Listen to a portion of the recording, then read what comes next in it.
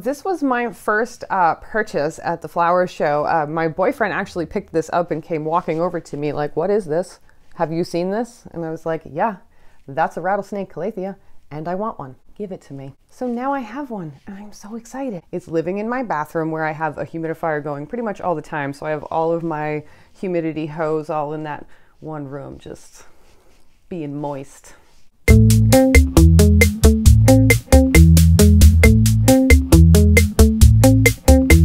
Speaking of, I also got one of these beautiful Stromananthe tricolor. Ooh. Oh. Ooh. So it looks a little sad. This is how it looked at the show. I have a feeling that they probably took a little bit of a beating on the way from the store over to the show.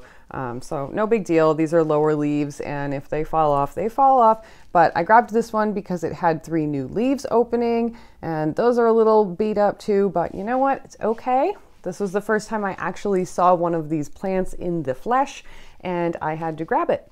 So we're gonna nurse it back to health and it will look much better in a few months. I'm pretty sure.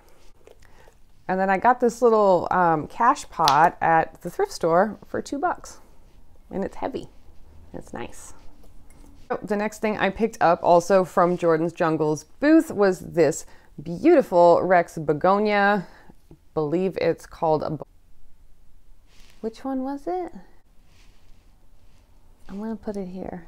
I don't remember what it was. It had a few little crunchy leaves on it, probably from being at the show, and I'm probably gonna go ahead and clip some of them off, but the top half is looking pretty happy. I'm keeping this guy in my bathroom. The other ones I have out in a greenhouse in my east-facing window, but I think I'm gonna have to move them soon because I'm pretty sure that there's gonna be way too much light in that window. So I'm definitely becoming a begonia person.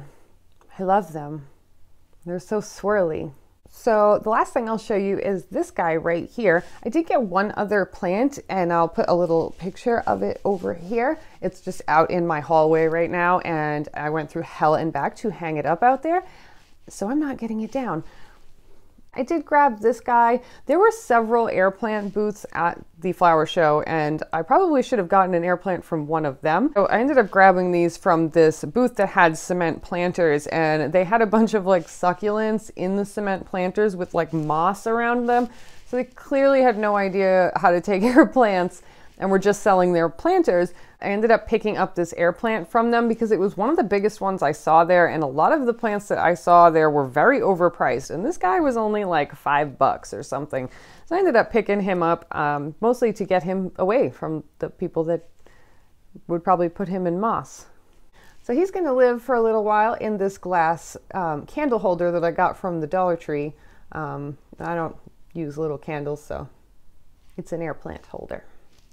You can be whatever you want to be. So that's all I ended up picking up at the Flowah Show, which I can't believe. I've picked up crazier stuff at the grocery and hardware stores in the last 2 weeks than I did at the Flowah Show. But what I did pick up, I was really happy to see. I hadn't come across any of these plants, you know, just shopping around at the regular stores. And they were all pretty fragile, so I didn't want to order them online. So I'm pretty happy. I definitely left there feeling like if I had to pay $20 to go there, I would have been really angry, just because it wasn't that great, to be honest with you. The front half of the show was beautiful. There were all these garden exhibitions, not as many as there used to be, but that's not really a huge issue for me. You know, there's only so much that I want to walk around and look at yards that I will never be able to afford. Once you got past like the front vendors, which were largely plant vendors, it was like, it was just like 100 rows of vendors just yelling at you, just shouting at you about gutters and fucking windsocks. I don't care.